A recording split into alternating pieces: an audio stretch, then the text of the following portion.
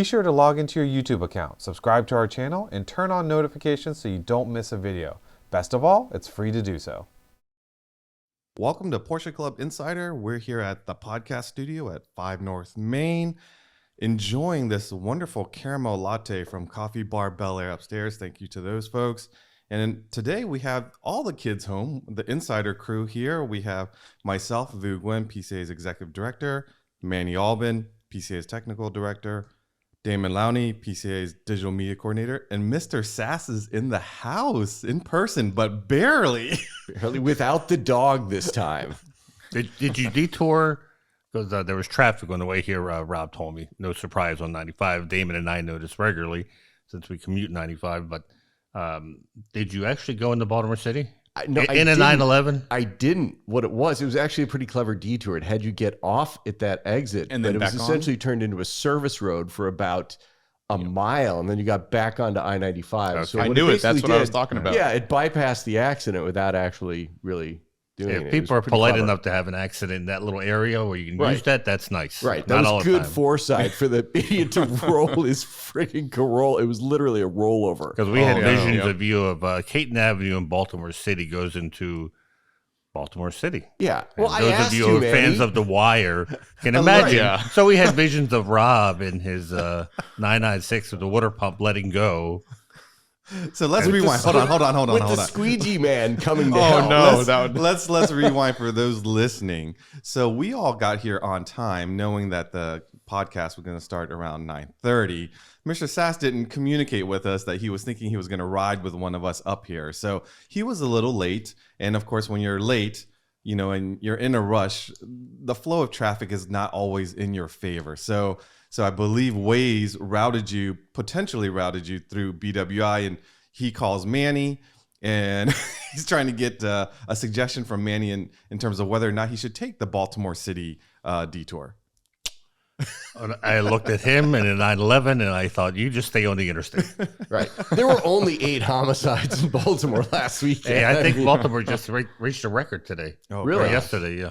That's scary. It matched last year's homicides, and it's only April. We're just happy that you made it, and more importantly, I'm actually in overalls today because we're going to be assisting you with something on your 996. You know, any excuse to wear those overalls. Any excuse. That's all he needs. That's why I was laughing before we started, because I looked over and I'm like, you put them on already? We don't need them till 8 o'clock tonight for Tech Tactics Live. They're so excited. comfortable. I love them. Like, why can't it just be a thing? Like, people wear. Are they your It's buffet? not. Are they your buffet eating clothes? They're just fantastic. So comfortable. Fine.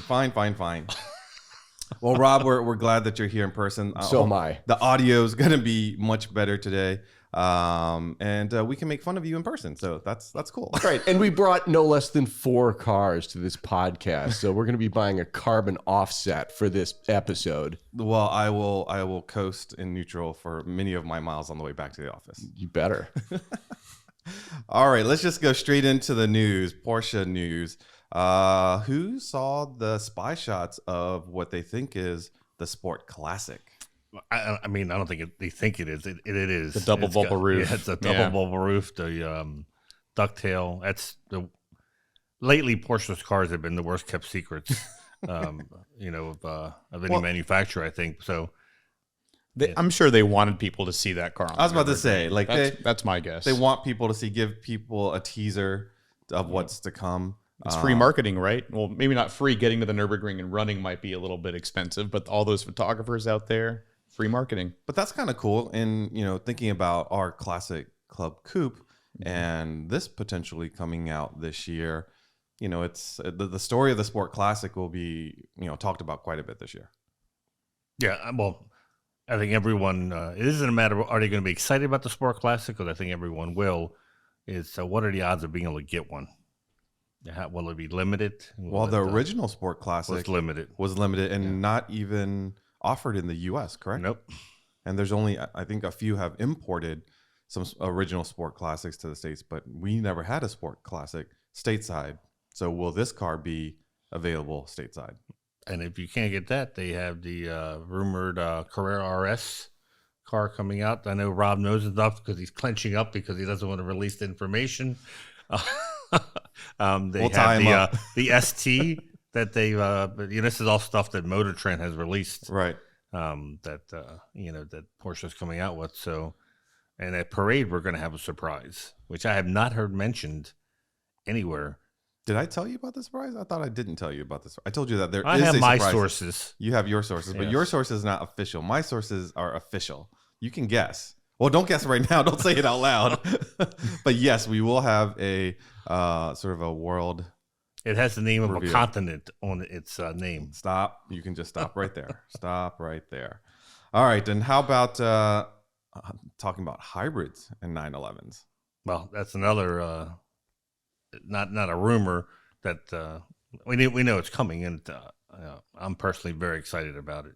Was it at Tech Tactics when we had a 992 on a lift and people were noticing like the transmission and that there were, I think Damon, you noticed that. The transmission was built to accept hybridization. So Yes. we thought it might be coming, but there's been so much, man, if you've been paying attention to the news over the past, since 2 or 3 years since the 992 came out, they are going to do a hybrid 911, in this generation, then they're not, then they are. It's just all this back and forth.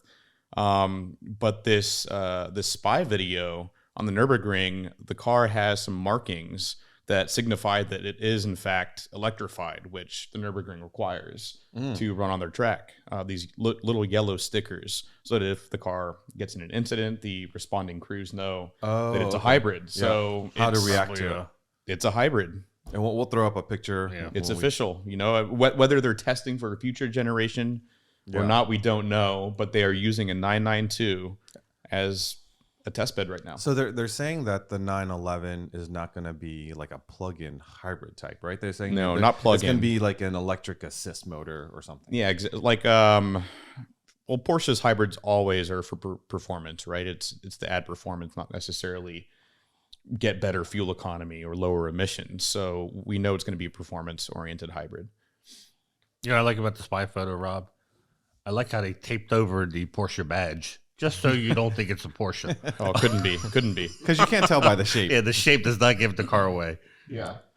Well, and if you look at the plate too, it's like some kind of an anonymous plate. It's not the usual, SGO Stuttgart, plate. Yeah. So Unless it's a test mule, back in the day, I think they had a Golf 928 test mule, in the 70s or 80s, but I highly doubt that. It's probably a Porsche. I think when people see the performance of these hybrids and eventually an EV, they're not going to miss gas engines. Well, you've driven the Vonnen retrofit hybrid system, which is the sort of replacing the flywheel with an electric motor. I'm guessing that the 911 is going to have a similar sort of system. They What did you mentioned think the of the Audi, Vonnen? Audi hybrid system? They, at least the article, Yeah. mentioned that they may be using that Audi system. Yeah, it's. How is it driving a hybrid 911? A few years I back? thought it was the greatest thing in the world. The only thing that I didn't like was the price. I think at the time Bonin was like 60, maybe 70 grand. 70, 70,000. 75, I think. I don't know. for the- That price has gone down. Yeah. But as far as performance, because everything eventually comes down in price as you sell more and whatnot. But not having to worry about any mechanical stress on the engine, like installing a turbocharger or supercharger, and it was instant power. And it was, I think, was it 8 or 12 seconds? Maybe 12 seconds. Yeah, before you 15 or drained the 20, battery. I think. But Right. how long are you going to be No, full exactly. throttle for 20 Especially on seconds? the street. Right. I think I did it for 4 seconds, and already I was going illegal to be in speeds. big trouble with the Yeah. police if they caught us. Yeah. So it would recharge itself, as you're going. So he had a smartphone mounted where you could see it recharging. So it was, there's nothing to be afraid of. It's going to be incredible. Well, I agree with you. I think people are going to love the performance when vehicles are electrified, let's say. But we still have a lot of our traditionalists that just can't wrap their minds around the fact that they are going to either sound different or not have sound at all. And that's why they're so against it. And I'm like, that's kind of, I get it. I love a 30 V8 or, the sound of a turbo or a 6-cylinder. But am I willing to trade that off for more power, better performance, and possibility of more efficiency, less maintenance? There's a time that I don't mind driving a loud, fun car, but man, an everyday car that is better performing, less maintenance, and that's pretty attractive. I can let go of the sound for that. Drew, weren't you into RC car racing right around the time the transition was made from gas-powered RC cars to electrics? Exactly. Yeah. My dad would not, kids in the neighborhood were driving little nitro RC cars. And at the time, my dad and I wanted to get into RC cars, but the one at the hobby shop that he said I could buy was the Tamiya Frog, which was electric. And back in the day, they were running, smaller batteries, and it would probably go half the speed of my friend's nitro cars. Fast forward to today, if you go to a hobby shop and buy an RC car, out of the box, you're going to buy a 70-mile-an-hour RC car. And no one has nitro cars on the shelves. And no one misses it. Yeah. Seems like it would be dirtier and just tougher to maintain. And that's why my dad cars. said I had to play with the electric one. He's like, fine, you have to recharge it every night or whatever, but you're going to bring it in the house. You're not, it's not going to be messy. And I think really what it was all about, it was my dad was annoyed by my little friends playing with their RC cars, that they had this constant buzzing noise around his house. So he's like, you're not going to be one of them. You're going to play with a quiet one, which was fine. I mean, thankfully the technology evolved and batteries hold more power, motors are much faster and all that stuff. So I still run RC cars. I do it at Parade, and the cars that we run there, the kids love them, and we don't make a lot of noise, and it's still a lot of fun. Yeah, It's just different. A friend of ours, I won't say his name, but he was at the Region Social last night. He told me he has placed an order for a Sport Turismo Taycan. Nice. And this is a guy who owns a GT3 RS. Really? Yes, and some vintage cars. And I said, "You think you're going to miss the sound?" He goes, "I don't think so." He goes, and after reading, he read my article I wrote about the car and some other ones, he said, "That doesn't sound like it's a big issue with the sound, but the performance," he said, "sounds incredible." And having he called it a station wagon. Yeah. So some people online have called us a bunch of old guys. So I'll kind of embrace that with this next question. So how many of us have been at car shows? And there are some of these other, not even, could be a Porsche make, but a lot of these non-Porsche makes come with some annoyingly loud cars. Like they just took off their mufflers, or they have, electric dumps and they rev it. And like back in the day, I don't think cars were even that loud, but now when I hear it, I'm just like, that is so annoying. Like, why are you revving your engine in neutral? Or because that it's not even a stick, so they had to put it in neutral and park and rev it, and it just sounds ridiculous. It's always the Mopar people. I didn't want to say it. It is always the Mopar. I thought it was the Lamborghini people. All right, we're not or the Nissan. or the Mustangs. We're not going to slam other marks, but what I'm saying is, I guess maybe we are getting old. Maybe we are. Like, I like a good sounding exhaust, but it doesn't necessarily have to be 160 decibels. Yeah, there's a Dodge Dart on my commute home, and the guy has straight piped it. And you know what he does in the Fort McHenry tunnel? Oh. Every time he revs the crap out, and it's one of the, I think they had a dual clutch back in the Darts back in the day. It is the worst sounding, most annoying thing. It doesn't say. Why would you open a car like that up? So quality is fine. Quality exhaust, even if it's a little less good, but not quantity. I can't stand tinny exhaust or just loud. People need to be restrained and understand what a good exhaust is. You do sound like Grandpa Simpson. I am sounding old, aren't I? You do. I like the looks of those teenagers. Get off my lawn. Oh no! Maybe we have gotten a bit older. I've turned into an old guy. Anyways, although it's kind of dumb to do it in the harbor tunnel or the tunnels that we use, because a friend of mine did that. He had a Ford ST, Focus ST, and he loved putting in third and flooring, hitting the button, and the exhaust open up, and there was a police officer about 10 cars behind. No way. And so my friend said, I was like, rah, the whole way through the tunnel. And as soon as they got into the tunnel, the guy lit up the lights. And oh, no. Needless to say, he got a repair order. He had to take it all out. Wow. Really? Yep. Oh, boy. All right. This third news item here, GP fans, Hamilton and Porsche. Who's going to talk about that one?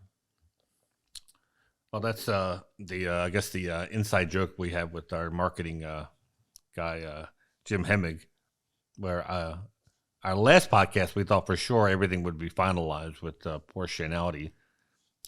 But still, nothing's Yeah, they've got the green light now, but now there's another round of, I'm sure, negotiations and waiting for the rule set to be finalized, and I guess we'll see. But down the more line. importantly, so you had a piece of homework when you went on vacation.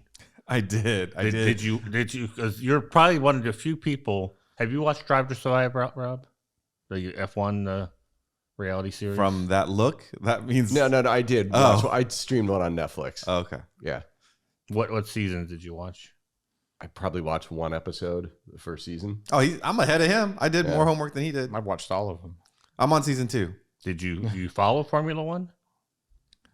That would Not be a no. since What was the Nikita- interview not since process like Nikita for the Mazepin- Panorama editor? Not How, since- how do we hire this guy? We Not had since Nikita Mazepin got dumped. we had us. a typing That was- exercise. Watching him was I gotta was say, the best part of F1. I gotta say, giving me that homework to watch a series, and it's been really enlightening. I didn't realize, the maximum number of teams, maximum number of drivers, how competitive. Like, I've always watched movies about F1, but I didn't really understand F1. And if you haven't watched the Netflix series Drive to Survive, it really is well done. And up to where I am at now, like I've always heard about Hamilton and Vettel, but season 1 and up to like halfway of season 2, like there's no mention of them. Like you see them in passing shots and stuff like that. And I'm learning about the other drivers, which I think is really interesting because, a lot of times their family has given up lots for them to be there, and then the competitive and the cutthroat. And man, you think like preparing your car for a DE or an autocross and things go wrong. I mean, this is their livelihood is on the line, and there's hundreds of people. It's pretty cool. Like I'm really appreciating F1 much more because I watch a series. Just look at Verstappen's dad. If you want to see somebody who looks like a pageant mom. Yeah, oh, really? Yeah. Hey, you'll so hopefully if you're a Porsche fan and you don't watch F1 like Rob, you'll start watching F1 because I watch it a lot more than Vu, apparently. I'm up to season 2. Thank you very much. now we just got to get you to watch the regular race, the real race. Right. Well, here's the thing: is when you mentioned I was on vacation, so I was with my cousins and such. They've watched, I think, maybe not all, but at least 2 or 3 seasons of it. They were they knew the names and they were more well versed than I was. So I was like, ooh, I better get started on my homework. Because you're going to go to Miami to see if the it first happens, F1 have you race. heard about this in Miami? Yeah, Is there going to be like a chain of people like laying across the race It'll course? just be for one lap if they do that. So yeah, they're trying to stop the NIMBYs in Florida who don't want 2 days worth of noise. 2 days. It's going to be longer than that. Yeah, whatever. But so we're going to have Miami if it goes through, Coda, and then we'll have Las Vegas too. Yeah. So for F1 fans in America, this will be the golden era. I think the part where I'm at is just when Red Bull decided to go with Honda. That's where I'm at right now. So pretty interesting. Yeah. So if Porsche does kind of come into play, now I will kind of understand better the dynamics. And you've always been sort of hesitant about this news when Jim talks about it. And now I understand why, because it is so competitive and how many points of potential failure there is in an F1 race. It's not a sure thing. Like just because Porsche gets involved that they're going to be, right at the top. I mean, you see Mercedes and Ferrari consistently being first and second, but all the other teams, man, they're bouncing all over the place. They could be fifth in one race and be like 19th in another. And there's so many. And like this year, Mercedes went from being such a dominant force to now they're happy if they got third place. Hey, don't spoil it for me. I'm not going to wait 4 years for you to catch up. Don't spoiler alert, please. Hello. The good news about F1 too is it is infinitely safer than it was. I mean, I haven't followed F1 that much since Senna died. I watched it a lot, and then when Senna got killed, it really spoiled a lot of it for me. So watching this show, like when they came out with that sort of like a halo, the thing in front of the helmet, like to me, what's that movie, The Jerk, where the what's his name made the? It's called The Jerk. It's called The Jerk. Yeah. Okay. Where he made glasses. Steve Martin. Steve Martin, the character, makes glasses and makes a little holder for your nose. I'm like, how can you drive with that thing in front of your face? But then I saw the accidents, and I'm like, ooh, that's a great design. Like, they were tumbling and into walls and they walked away from it. Like, okay, that's totally worthwhile. Yeah. Well, last season, I believe one of Verstappen's tires was directly on top of Hamilton's head, and it was the halo that saved Hamilton. There you go. Yeah. Which you haven't seen quite yet. Stop spoiling it for me. I know I'm behind. But the person that's probably speaks about it the most and is well versed in all of this is, as Manny mentioned, our marketing director Jim Hemmig, and he's just produced something new for us. Yep. Yeah. So Jim, he's the I'm not going to say he's the only person, but he loves Formula E racing. And as much as I love racing, I just cannot get into Formula E for some reason. Here we go. Is it because of lack of sound? No, not at all. Oh, okay. I think it's because they always do it in city circuits. It's not like at Spa or at famous tracks. But there's cities things in F1? Yeah, but not everything. Oh, okay. Not every one of them. Yeah. Okay, Yeah, it's not really the sound doesn't bother me. We had a great time watching the diesel Jettas years ago racing at Road Atlanta. They made no noise at all. It was just tire noise. Yeah. It was actually refreshing. I remember You that, could yeah. have a conversation with somebody and not scream. Yeah. Because it was just nothing but tire noise. Yeah. So that didn't really hurt the experience. But it's just, and watching on TV, it's just very hard to get excited, I guess, or follow. I don't know. Maybe it's the coverage. I don't search out racing. I enjoy watching, but I'm not going to change my day around just to watch a Formula E race or F1 race. I wish that they bundled, and maybe they do. I just don't have that subscription service. But if I could, I would take a whole season of F1 and just watch it in a weekend if they had it on Netflix, for example. Just like Drive to Survive. But that's my thing with racing. I just don't search it out. So you want to treat F1 racing like a Hollywood series? Why not? You want to binge watching. It was a binge watch all the races because there's too much discussion on social media. I was about to say, yeah. How could you keep it a secret? Yeah, I have to. Sunday mornings when it's usually if there's not a PCA event going on Sunday morning, then my wife knows that I will be watching in the morning F1. Yeah. Yeah. So speaking of secrets and announcements, we have Rennsport Reunion VII coming, and a lot of people. The news press release came over Porsche saying that it's happening next year. Not a whole lot of other details with it. Your thoughts on that? At first, that was like, I guess because we've not officially known, but it didn't take a lot of genius to figure out that next year is Porsche's 75th anniversary. It's 60 years of the 911. Believe They're entering LMDH. Yeah, entering class. LMDH. There's a lot of reasons why this would be the year to have Rennsport Reunion. So they didn't stick to the 3 or 4 years. It's going to be 5 years, but that's fine. This is the type of event that's worth waiting for. So I think they have not decided where they're going to go yet. I think had they decided, they would have announced it. So for those of you that aren't familiar with a Rennsport, maybe give them a little bit of background. What Rennsport is and some past locations. Without offending anyone. Don't offend anyone. Please don't offend anyone. I say, as a Catholic, I say it's like the Pope coming to America.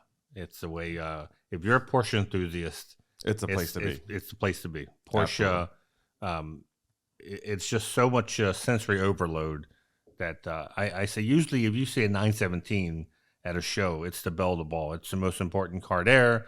People flock to it. At Rennsport Reunion, you will walk by a row of 917s because you see something else that catches your eye. You don't know what to look at. You feel like a kid at Disney World for the first time. You don't know which direction to go, what to ride first. It's an incredible.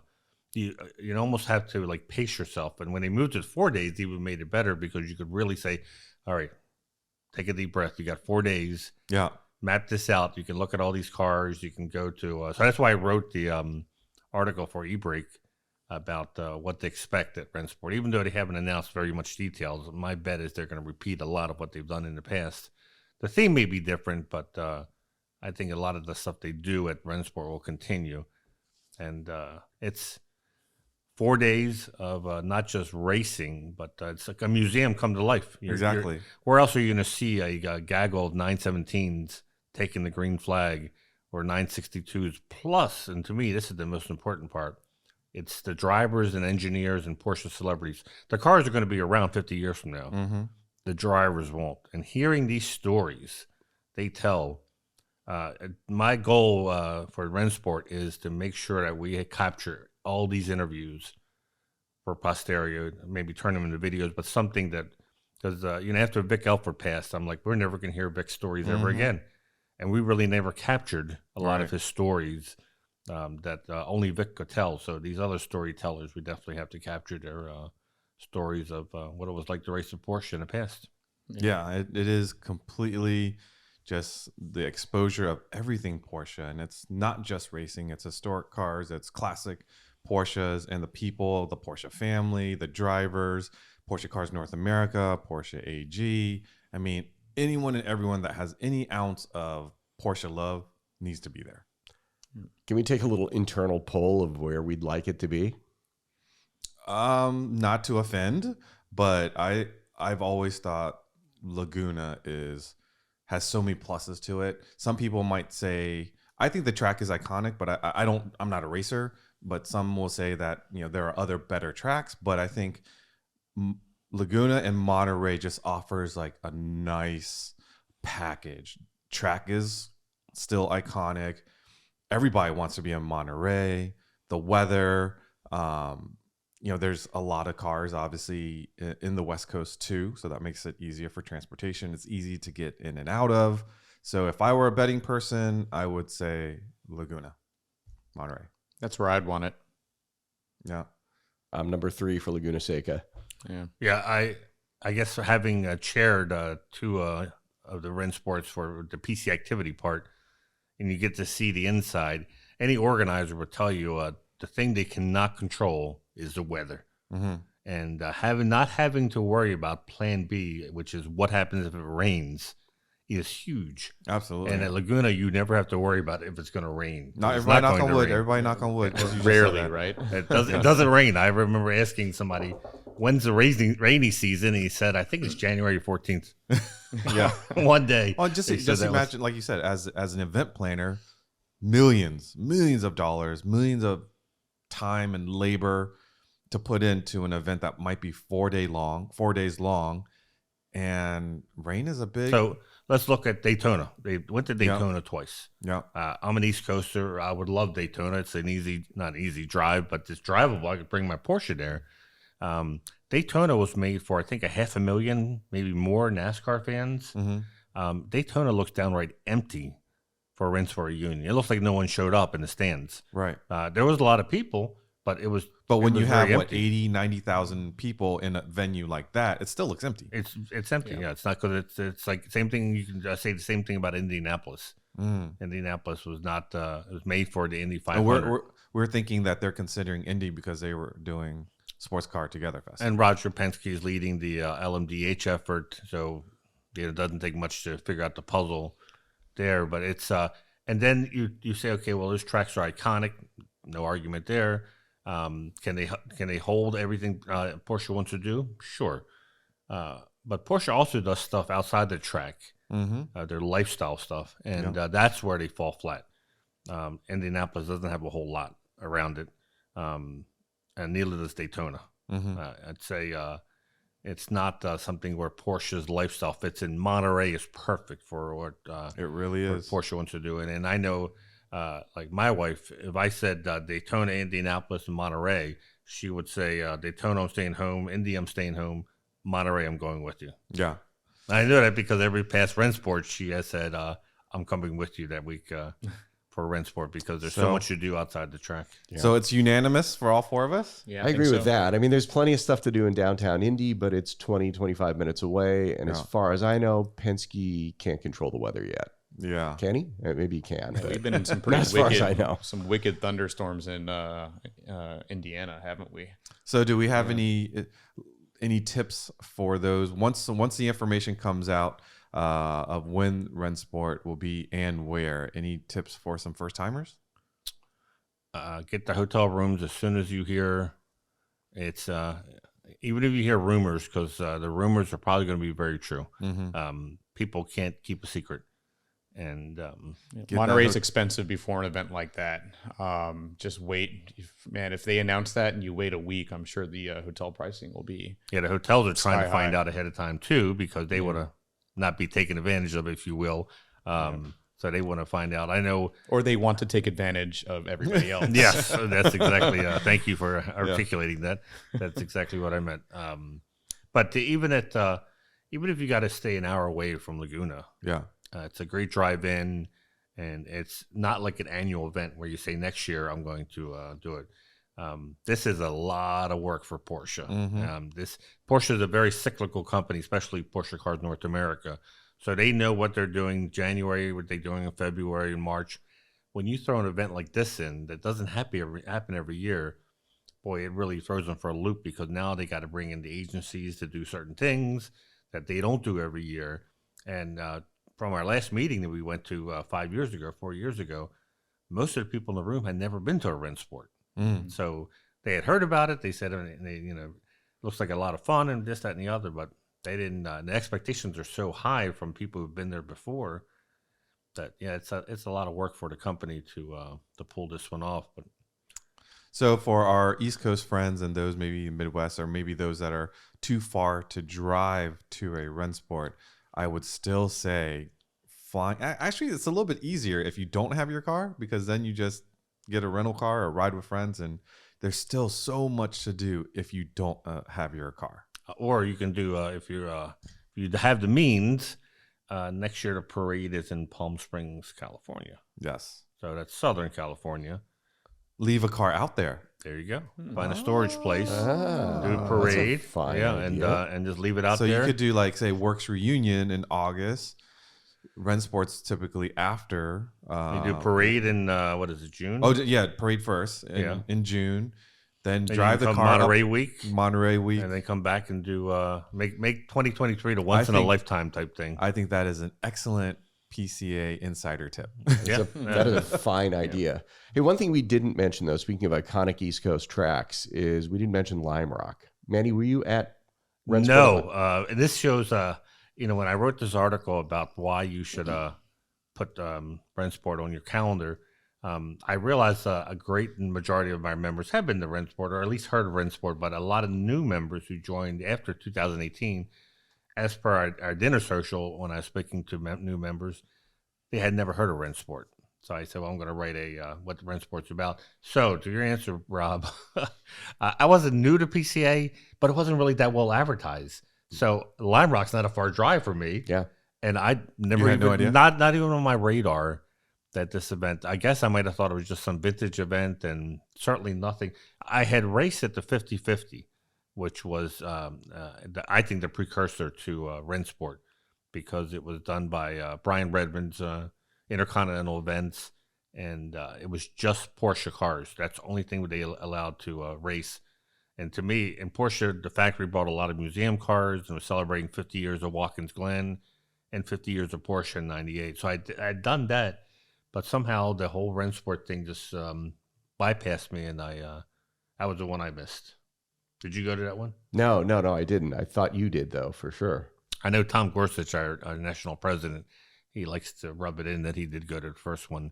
And then the second one is when they moved to Daytona. Okay. Yeah, they quickly, I think it was Rennsport 1, isn't that when the CEO of Porsche Cars North America took a 962, was it, into the tire wall, I believe? What? Ooh. Yeah. Oh. One of the Brumos, I think. I'm 99% sure. Oh. Yeah. Someone's going to have to fact check you. Yeah. I've never heard about that one. Vendel and Vita King? No, this is PCA. PCA. Yeah. Okay. Oh. Man, hopefully you didn't peel off a When are auto executives going to learn? It's like Mark Royce stuffing the Corvette. Oh, right. That's exactly what I was thinking. Yeah, it's Belle Isle or someplace a couple of years ago. Oh, yeah. Yeah. So Rennsport Reunion, you're going to have to wait till next year. But this year, if you want to do something with Porsche at a racetrack, we also got the announcement that the SportsCar Together Fest is going to be happening at Indy. Do we have a date yet? I don't think we have the date yet, do we? I don't think so. Oh, yeah, September 4th, wasn't it? Yeah, 2 through 4. Labor Day. Oh, that's right. It is Labor Day.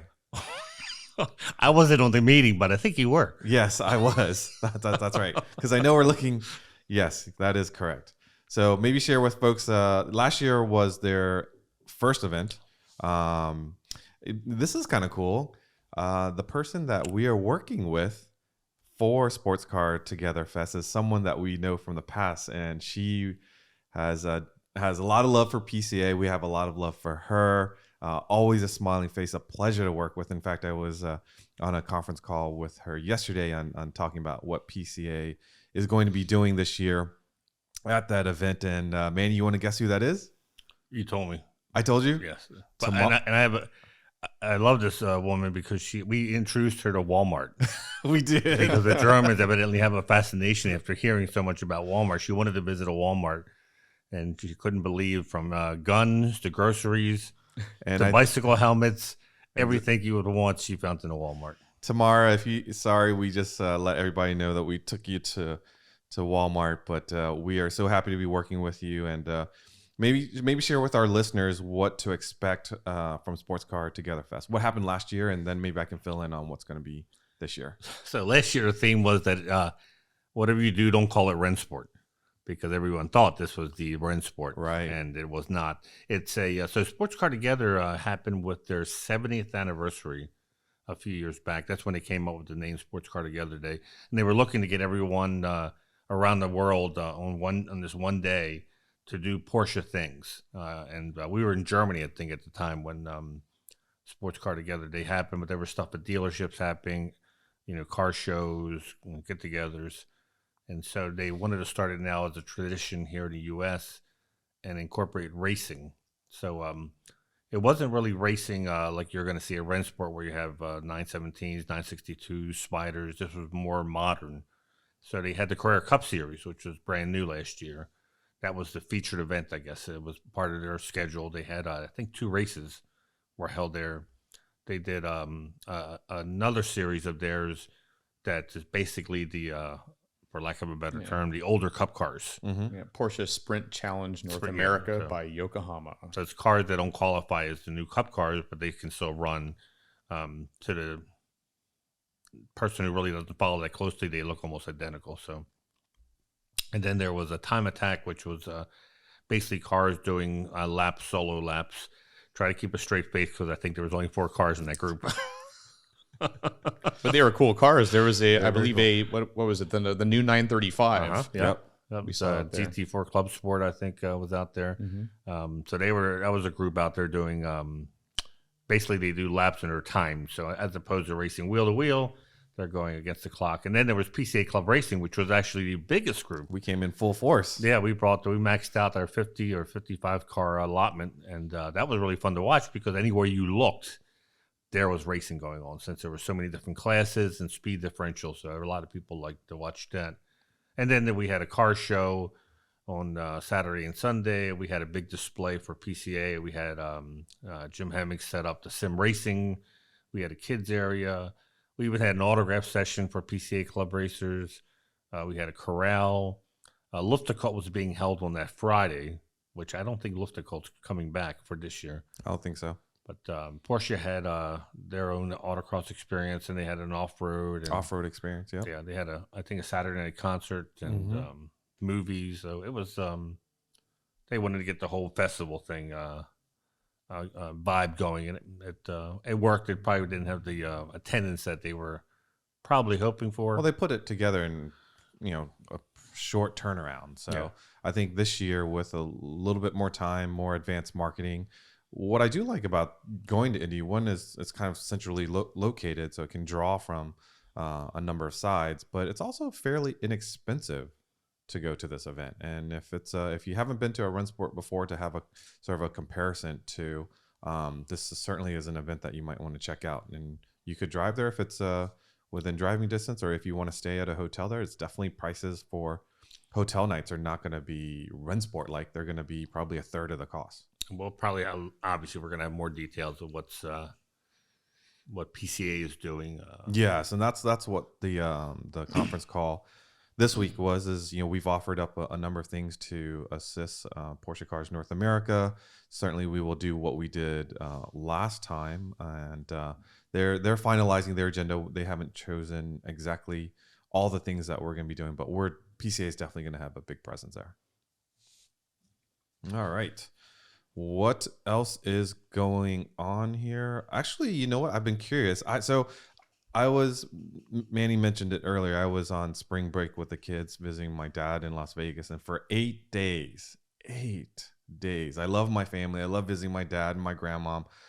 But I did no car things for 8 days. Like I didn't even watch the F1 thing while I was there because I was just busy doing Vegas stuff and kayaking and all that kind of stuff. However, there was an opportunity to potentially do a car thing for my aunt who has bought a Cayenne from one of our PCA members a few years ago, and she lives in Vegas now as well. But 2 days after I left, they're like, this could have been a fun project for me. But 2 days after I left, she called. She's like, Vu, there's this noise coming from, I think it's the wheel of my Cayenne. I'm like, well, did you run over something? She's like, no. And she couldn't describe it. And like trying to diagnose over the phone is terrible, right? So my cousin gets on the phone. So she's like, yeah, there's like this noise kind of coming from the middle of the Cayenne. And I'm like, oh, I know what this is. Anybody want to guess what that is? Card shaft bearing support. Exactly. Which we have a video on. And that's exactly what I told my aunt and my cousin. I said, you know what? I have a video on PCA's YouTube channel that talks about the drive shaft bearing support failing. And I could have helped her while I was there. That would have been a fun little project. But either she and my uncle and my dad are going to tackle it themselves. My dad has a lift like yours, Damon, or she'll just write a check. But yeah, that was the potential car stuff that I did. But Damon, your car is now on the road. It all put together.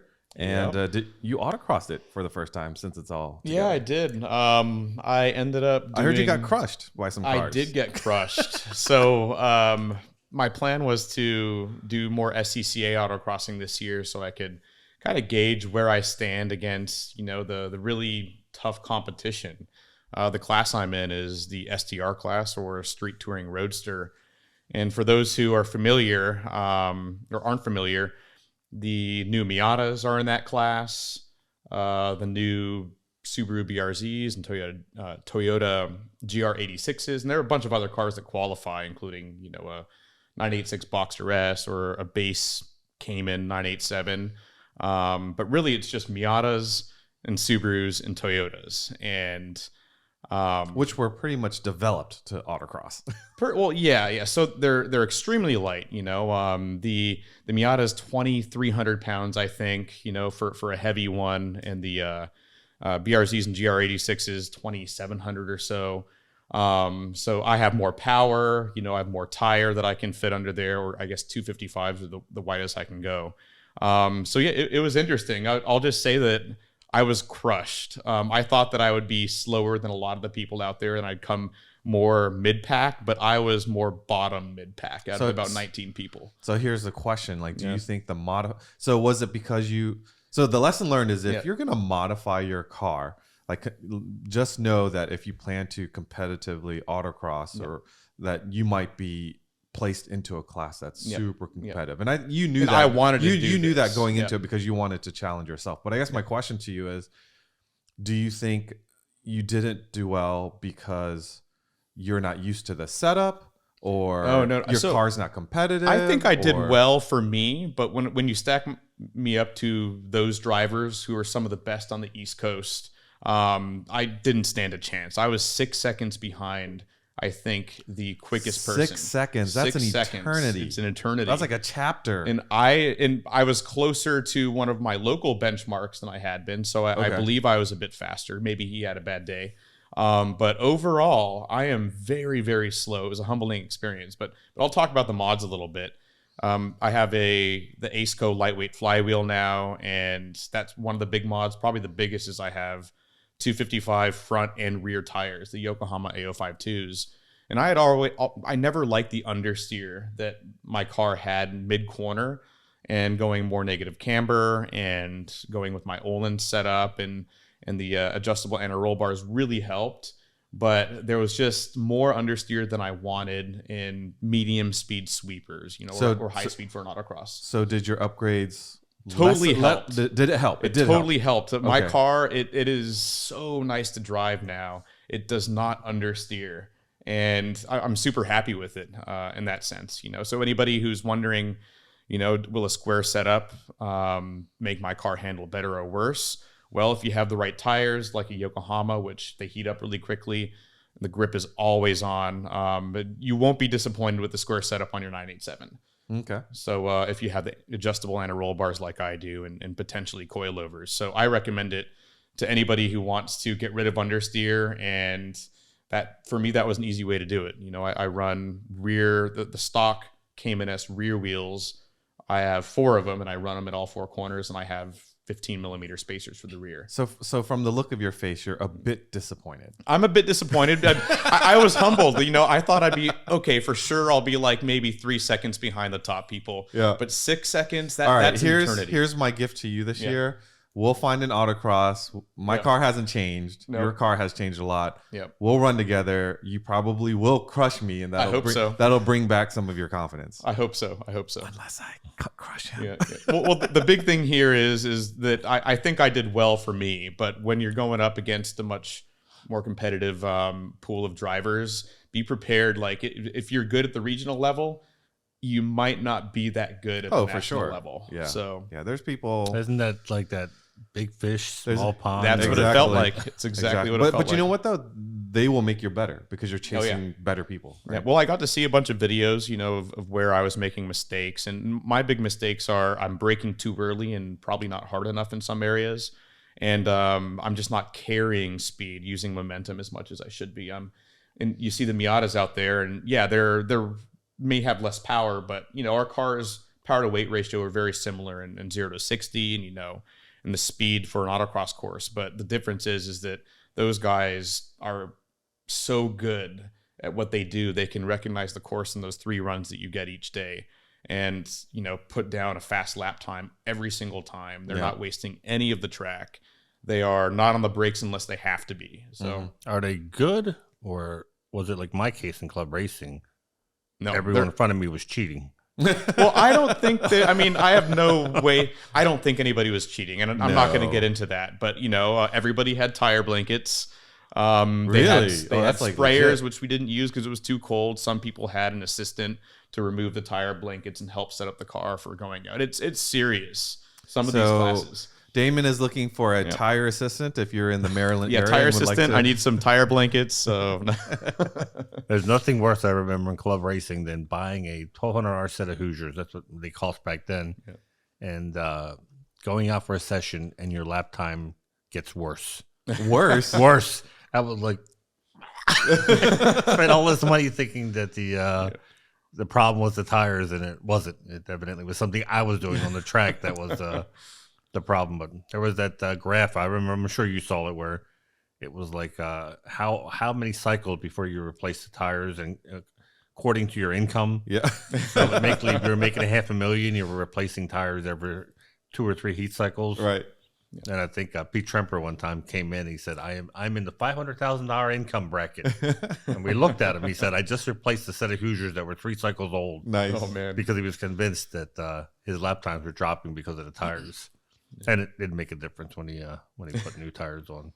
Yep. So, Mr. Sass, while I was away, you got to drive your 996? I did. Yeah? I did.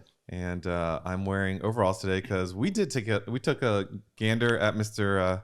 Sass's car during Tech Tactics Live, the last episode, and we noticed a little weep around the water pump. So today and tomorrow, although I'm wearing this, I'm not going to be working on your car. I'm going to be making fun of you while you're working on your car. So you excited about that? I am extremely excited about it. I've never done a water pump on an M96. I've done water pumps before. I've watched all the same videos that you've watched. So hopefully it'll go smoothly. You're very lucky. I bought so I think it's 70 or 80,000 miles. What's a recommended water pump change for an M96? I don't know off the top of my head, and I replaced mine well before, I think. Yeah. So here's the thing. I think it's 70, 80,000 miles, something like that. We'll look it up and post it later. But the key thing is replacing your water pump before the bearing goes bad. And most of the water pumps have like a composite propeller in it that moves the water. And when the bearing fails, it sort of knocks the propeller off center and it hits the sidewall of the water pump, and it just cracks into a million little pieces. And what's bad about that is if that happens while your car is running, is all those broken bits get sent through the engine. And although I had a new water pump and I knew I should have done it sooner, like I was dragging my feet. And one day I pull up into my driveway and there's just loads of coolant behind my car. And sure enough, when I pulled my water pump off, all the little bits of the propeller were not on the water pump. They were somewhere inside my engine. And it took me probably another 2 to 3 hours just to flush the engine to get. And I don't technically know if I got all the pieces, but I got a lot of the chunks and I flushed it out pretty well. Yours is not to that point yet. So what's going to be nice is you're going to save 2 to 3 hours, 4 hours from having to flush it. So hopefully remove it, take a quick look, put the new one back on, and away you go. So a little insider tip is if you're getting up there in mileage on your water-cooled Porsche, just do the water pump as a safety measure, maintenance item before it creates more work for yourself, like I did for me. I'll impart a little bit of my experience with that, for those who are thinking about this. But I did my water pump at around 66,600 miles, I think is what I saw when I started it back up. My car, when I bought it at 49,600 miles, it always had like a slight noise that I had Pedro Bonilla, our 987 expert, listen to at a Tech Tactics. And, he said, I can hear the noise. It doesn't sound like anything bad. I just drive it sort of thing. And so I drove it and I knew I'd be doing water pump and all this stuff, at some point in the next year or two. When I finally took the water pump out, and I compared it to the brand new one that I got, you could clearly hear that there is a noise when you spun the pulley wheel on the old one. It was making noise. Oh, so that's... And I think potentially for, 10, 15,000 miles, I was driving with a water pump that was making a slight noise and signifying that it was on its way out. Now, I don't know that for sure, but I do know that the new water pump doesn't make that noise, and I'm a lot more comfortable. So I'd probably say if you're getting up at 60,000 miles, just do it. Might as Don't well be just do an it. idiot like me and buy it and put it on the shelf.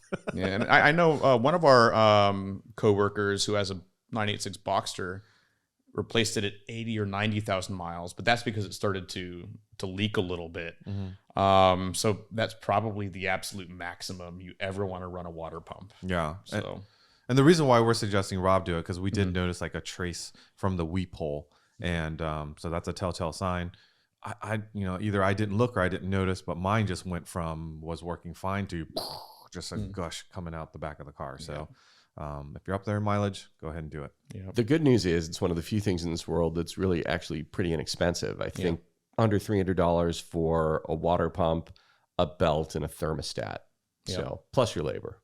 So when we were thinking about this, in past videos, it's either Damon or myself working on the cars, and I kind of know your knowledge of what you're willing to attempt on a car. You've just done this massive job on your car. Probably the biggest job I've done is I've done a clutch, and I haven't done engine internals, but everything up to that, I can do. I can do suspension, I can do rear ends, I can do all that kind of stuff. Manny, what's your biggest car job that you've done, regardless of make? Just how involved have you gotten? I know you do brakes. I've seen you do brakes. I've seen you do I've never done a clutch, and I understand how to do it, but it's mainly, unlike you, I don't have a lift, and I keep 3 cars in a 2-car garage, so my garage isn't really a working garage, right? So I would watching the water pump videos. Yeah, it looked pretty straightforward, but anyone who's done it do-it-yourself knows that when you watch a YouTube video and when you actually do it, what you do is kind of like the old, manuals that had you rebuild an engine in 2 pages. It looks easy to do, but you always run into issues, be it a stripped out bolt or a hose clamp that doesn't work anymore, or something that's going to derail your experience. So in the video we're going to shoot, I think we want to stress don't be discouraged if this takes you several days. It's for a first timer, because this is what happens. You learn along the way. You're doing it, you got to save some money, but also for the satisfaction of knowing that you can do it yourself. Yeah, so I did mine probably on over because I had to flush it so much, and I was pretty disturbed about how much it was like making a mess in my garage. Like I did it over 2 days. Hopefully yours is going to be fairly straightforward, but my lack of confidence in you, I brought my van to the office for you to drive in case it takes more than a day. I appreciate that. So what's the biggest job you've done on a car? I've done water pumps on other cars. I did the cooling system refresh on my E46 BMW. I've done, I've taken apart partially dashes and glove compartments to get it fans and blower resistors and things like that. But, all the stuff that's like, on the degree of difficulty, like 2 stars and below. Yeah. Yeah. And what I love about the 996 and stuff that won't kill me if I do exactly, or you're not going to cause a catastrophic issue that right. you didn't do something right. So, with these newer cars with computer systems and sensors and everything everywhere, like that's why I'm more hesitant to work on like a very new car, but like a 99 car, a early 2000s car, I'm willing to take the gamble and it's fun, right? It's fun because when you're working on your car, you can't really think about anything else. You got to stay focused on the job at hand. And it'll be helpful for you that you don't have a pressure that you got to get it done in 2 hours to go home. You've got my car as a backup. Right. There's a difference between working on the car in a garage versus broken down on the side of the road. Absolutely. I used to, when I was racing, you have to learn how to work on your car or otherwise your weekend's over with pretty quickly.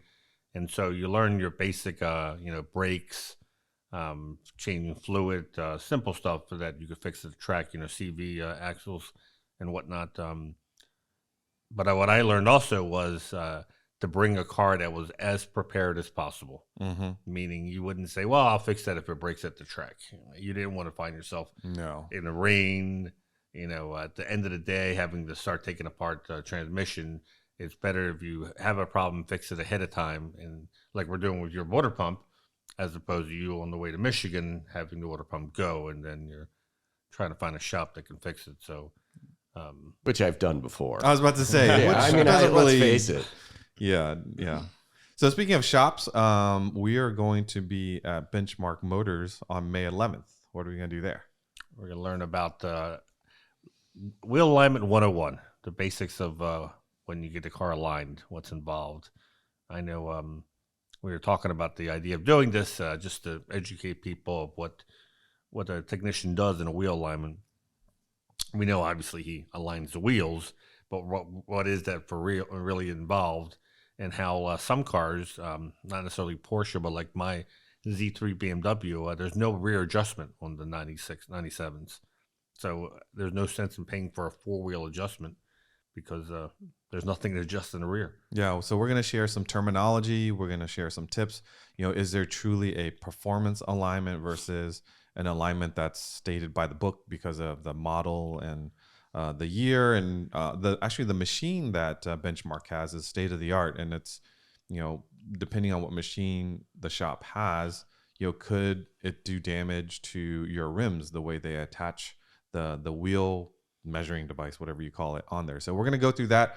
It's more of an introductory sort of alignment episode, but it should be fun, and make sure you watch it. And one of the videos to watch out for, we did, I guess unintentionally, I didn't realize we were going there to film this, but Project 964 is back on the road again. We got the budget approval to turn it into an RS. There'll be an announcement forthcoming, but we wanted to get the rust fixed first because there was rust near the windshield frame, which is the bottom of the windshield frame. The bottom, where it's unfortunately very common on 964, 993s. So we took it to Jack at Europros, and he dug into it literally while we were there. So we rushed and we got the camera set up, and we caught him at the right moment because he got his tools out, and in 15, 20 minutes, he had the windshield out. Yep. Saved the windshield. Wow. And saved the antenna that was connected to the windshield. And he told us it was an original windshield. Ooh. And, the common thought is that a lot of these windshields rust when they've been replaced, and the technician scratches the metal, which takes out the zinc coating, and then you got bare metal, then water gets trapped underneath, and thus the rust parade starts.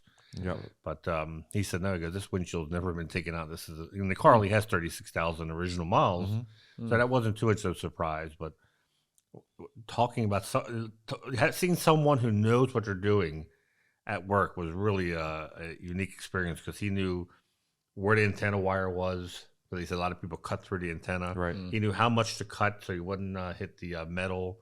Yeah. And he cut right along the glass, and he saw that the glass was in very good shape. So he said no reason to damage this. And it was watching an artist do his thing, and not all body shops are created equal. The fact that he was using a razor blade to cut the seal, but he knew exactly where to stop, where to start, where to stop, and didn't touch the body of the car the whole time. Knew exactly where to push, and when we videoed him pushing the window out, he could tell that there was a little resistance, and he went back and trimmed it, like maybe 3 inches, and then when he went back and he just barely and it just popped. You heard a pop. It was like amazing. I've never seen a G body window come out like that. So that's how they're supposed to come out now, right? So yeah. So we're gonna give you some clips, maybe to do a short, and then we'll have a full video later as part of the progress on 964. I've got a question for Manny with that. I've seen a lot of 964s and 993s with rust around the windshield and rust around the back window.